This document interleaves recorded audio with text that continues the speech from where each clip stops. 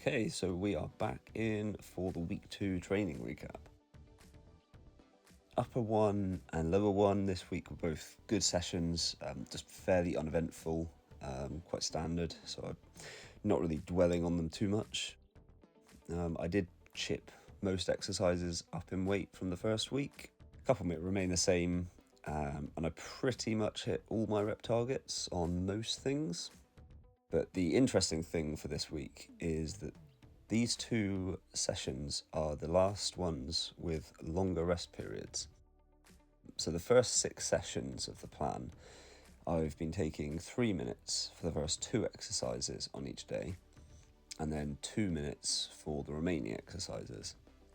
And that was really good from an intra-session recovery perspective.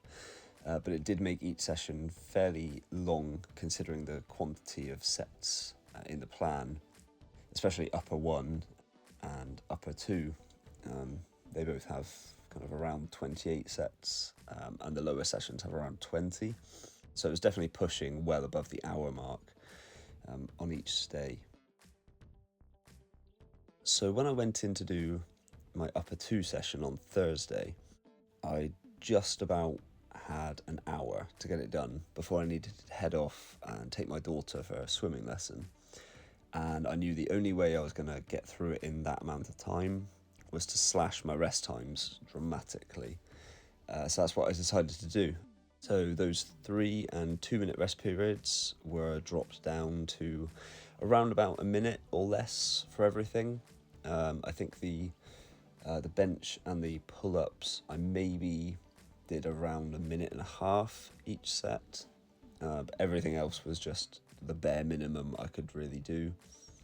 I kept all the intended weights the same as I was planning on hitting anyway, because I didn't have time to really think too much about changing them.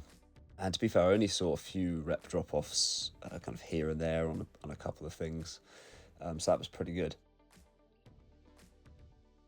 Did manage to finish on time, so that was also good.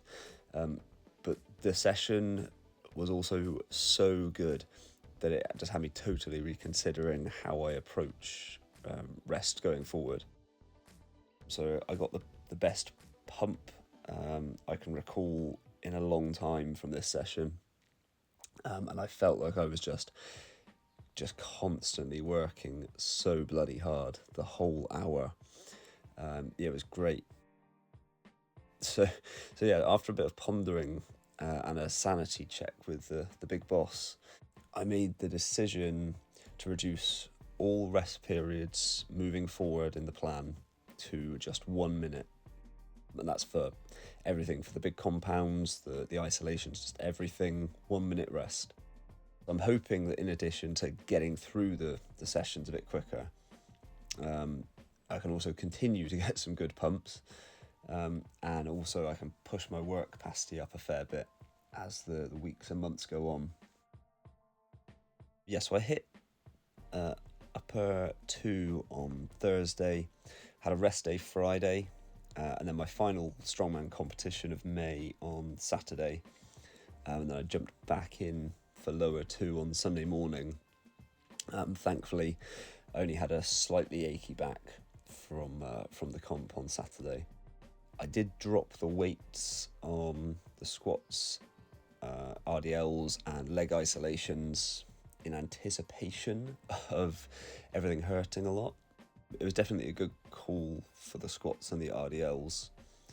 I could have probably kept the extensions and curls about the same, because in the end they ended up being a bit too light, but that's fine. In the kind of coming weeks I can rectify that.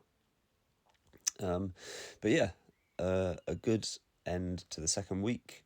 Finally I'm back to kind of normal training routine, I guess, for a good few weeks. No more competitions, so I'm going to settle in where I can to probably upper 1 on Monday, lower 1 on Tuesday. I'll take Wednesday as a rest day, and then I'll hit upper 2 Thursday, lower 2 on Friday, and then I'll just take the weekend off. And then that way, the session's nice and contained in the working week. I've got weekends to recover, kind of do family stuff and life stuff, whatever's going on.